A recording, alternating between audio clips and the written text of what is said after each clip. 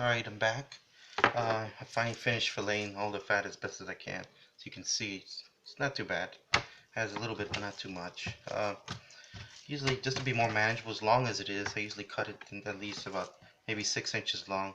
I like to keep the same thickness in one piece. I can see it's the same thickness maybe for about the first half of this piece of steak that I have. So I'm gonna leave this, push this to the side, and I'll season this, the smaller side, and you can see what I actually use. And usually it's a typical what I usually do. Just like the chicken, I also use a little bit of Worcestershire sauce. I'll move it around and put it in there in the bowl. I think it'll be easier. Put it in here. If you guys can see. See, I put a little bit of Worcestershire sauce. Not too much, because the beef doesn't require too much salt. So don't try not to over season. Just a little dab, just to give it some flavor and some color. Of course, put a little bit of garlic powder. Just a little bit. Season it. Usually there's some steak seasoning. I usually use a little bit. If you like it a little bit peppery, they sell like some Montreal steak seasoning. That's like the good thing about those steak seasoning. It has a lot of pepper. I like a little bit of pepper in it, but it has some other good herbs in there. Like any other seasoning, mostly has a little bit of salt, so try not to put too much. I usually put a little bit, just to give it a little bit of a crunch. And of course, again, I'll put a little bit of seasoned salt. The seasoned salt also has a little bit of paprika, and that gives it a little bit of color. I usually don't like my meat colorless, so I give it a little bit of redness, a little bit of darkness color. And I couldn't find, I was looking for some other type of seasoned salt just for the fajitas, but the only thing I could find in my cupboard was some brisket rub. You can go ahead and use this. It's pretty good. It has a lot of paprika, but it has gives good for the beef. So you can even use a little bit of brisket rub. I didn't put too much, but later on when I marinate it with the Coke, which I tend to use a little bit of Coke, or even Dr. Pepper works pretty well. It'll dissolve some of the salt. It'll remove some of the salt.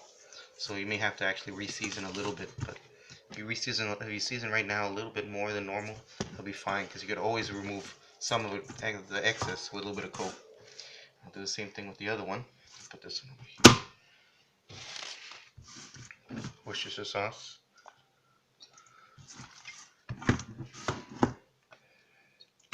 Some flavor and some color. Seasoned salt. Too much. Let's have a lot of salt. And a little bit of steak seasoning. That pepper. Like that pepper. A little bit of crunch. A little bit of brisket rub. A little bit too much, but it's okay. Remove it, and of course a little bit of garlic.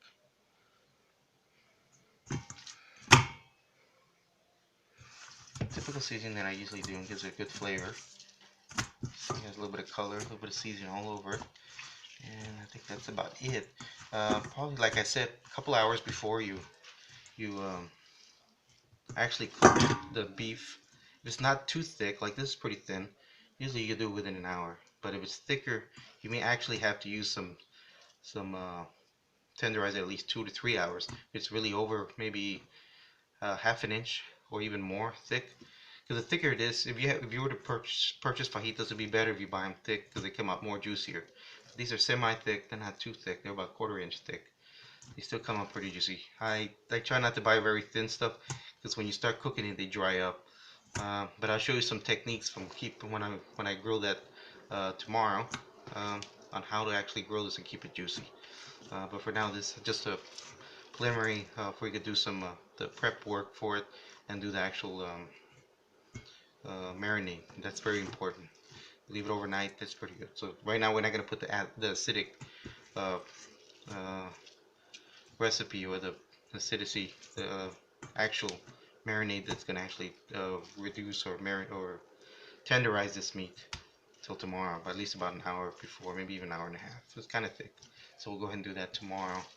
Let me stop here for now, and then we could do the leg, the chicken thighs. I'm gonna do a couple of those also. Let me show you. Let me just stop for a second. Let me get those out.